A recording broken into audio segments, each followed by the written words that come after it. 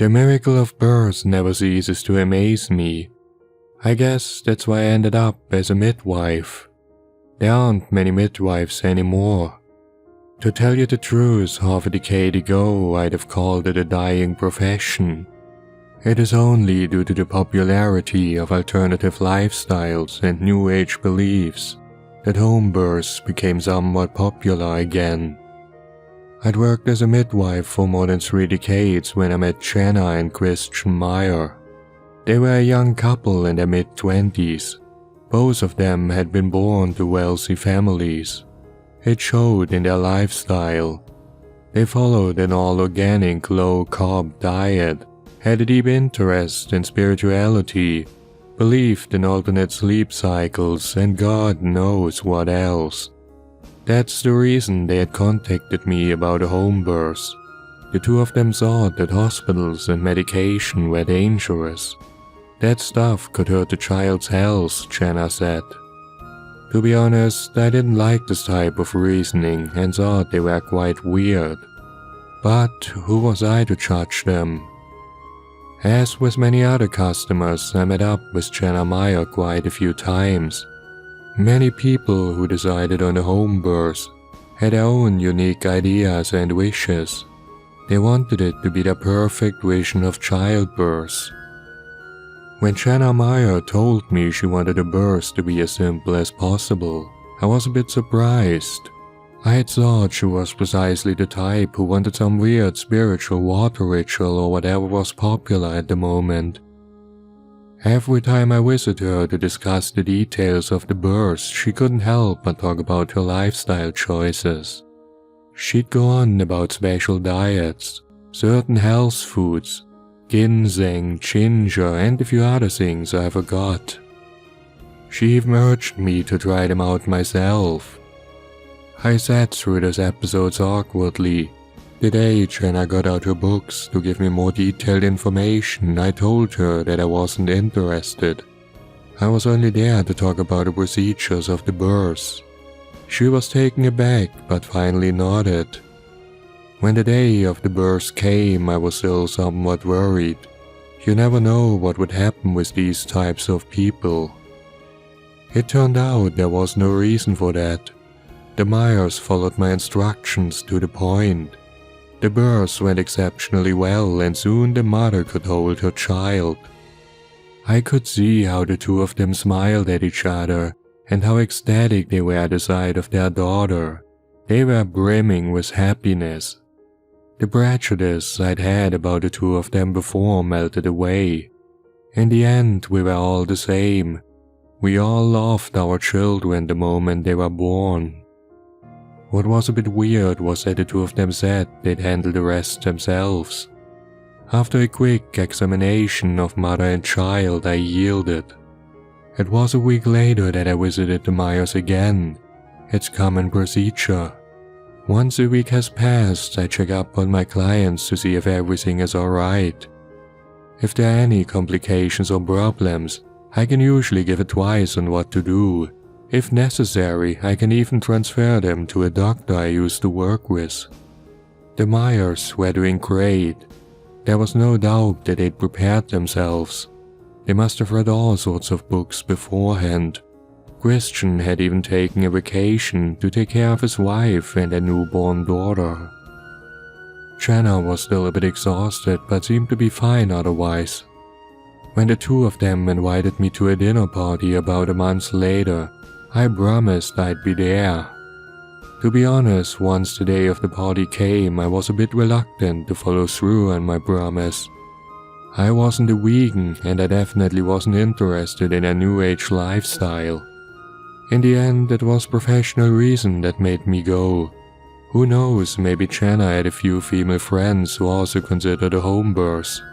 It wasn't the first time that I'd found new clients that way. The moment I arrived, I saw that the other guests were already there. I brought a little toy for the baby which I hoped would be seen as a nice gesture. The moment Jenna opened it, I noticed a hint of confusion on her face before she smiled. "Oh, for the baby, of course, thank you," she said, giving me a short hug. Then she led me to the dinner table. Almost all the guests were the same age as the Myers. I introduced myself as the midwife who'd helped to deliver Jenna and Christian's child. People smiled and introduced themselves in turn. When I heard they were all academics and wealthy upstarts, you can imagine how out of place I felt. What was a bit weird was that the theme of the party was a new diet. I thought it was supposed to be a baby shower. At this moment I realized that the baby wasn't even in the room. Jenna was busy preparing the food in the kitchen, while Christian talked to one of his guests. It was all a bit weird, but the baby was probably asleep in the bedroom. Finally, after some awkward small talk, Jenna joined the table again. She brought in a steaming pot of stew and put it down in the middle of the table. It was a sort of creamy meat stew, Jenna said. She talked about it endlessly, rambling on how healthy it was supposed to be. It was a new recipe that she'd prepared just for this day. I don't know why, but the moment I saw the stew, I was a bit unnerved. The smell was weird, the consistency looked a bit too slimy, and the meat didn't look like any I'd seen before.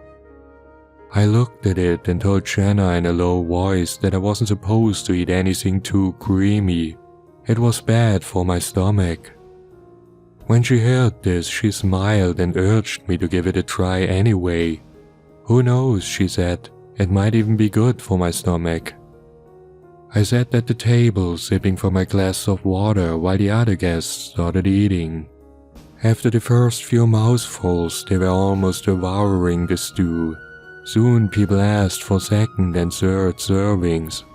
I, on the other hand, only looked down at the bowl in front of me.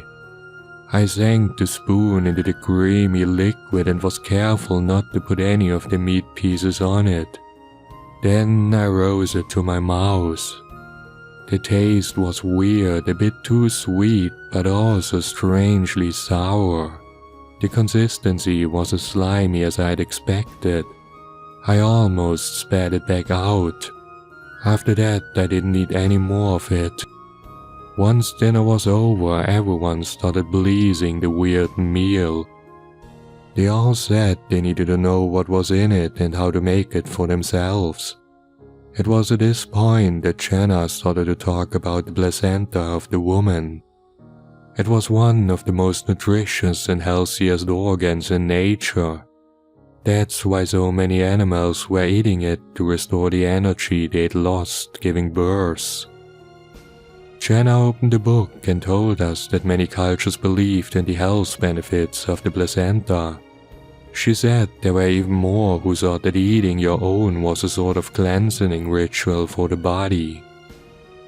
Why was she talking about this? My eyes wandered back to the big pot in the middle of the dining table. Those weird meat pieces. Don't tell me.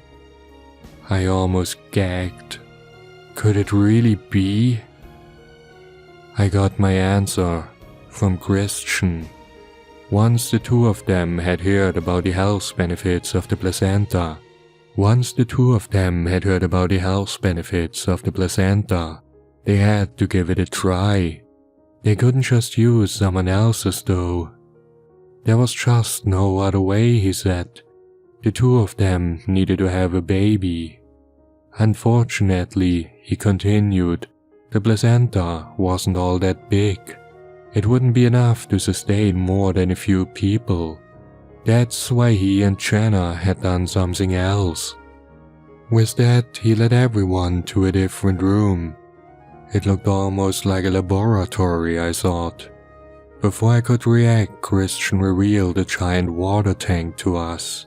It was filled with strange liquid and I saw a huge chunk of tissue swimming inside of it. It was quite a bit of work, Christian explained to the exhilarated crowd. By now, the cultivation worked and the placenta was steadily growing. It was due to one particular ingredient, Jenna said, beaming. I took a step back. I saw all those lunatics staring at the tank with wide eyes. This was why the two of them had wanted a baby? That's why they didn't care about the type of birth. It hadn't been about the child at all. I thought back to the glowing eyes, to their blissful smiles. It had all been in anticipation of this insanity.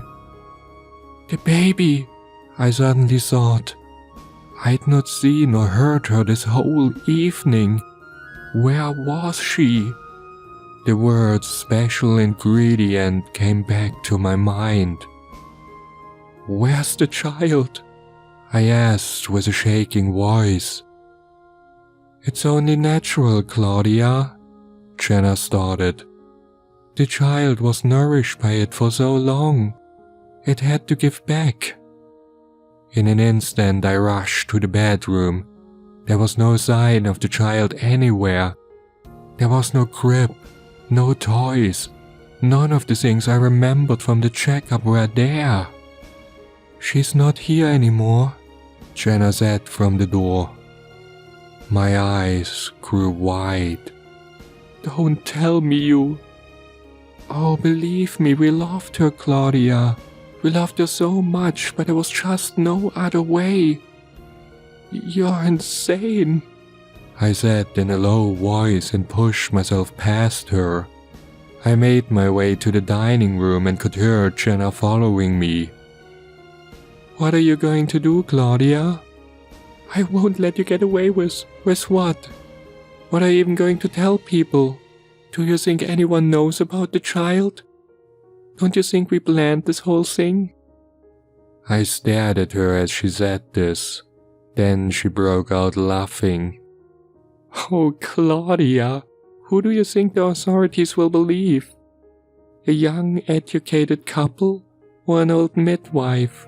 Do you think anyone is going to take your insane story of child murder and placenta serious? Really? She gave me the most malicious, condescending smile I'd ever seen. For a few seconds, we just stared at each other. Some of the other guests were back now, but didn't even react to what was happening. You won't get away with this, I swear. I spat at her. I grabbed my jacket and purse and stormed out. Once I was on the stairs, I heard new bouts of laughter from behind the closed door. The moment I was out of the building, I went straight to the police and told them everything. I'd love to tell you that they stormed their apartment and that a smug bitch and her insane husband had been locked away for the rest of their lives. The truth is, though, Jenna was right. There was no proof of any child at all. All the documents they provided and signed must have been faked. In the end, the whole thing was turned around and I almost got charged with false accusations.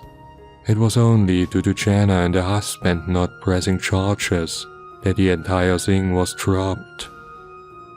After this, I couldn't work as a midwife anymore.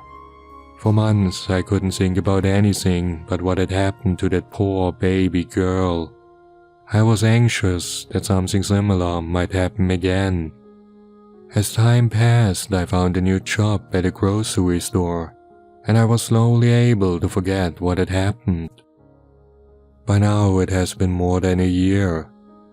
I'd have never told the story to anyone, if not for something that happened about a week ago. I was walking down the street on my way home when I saw a young couple walking towards me. I recognized them instantly.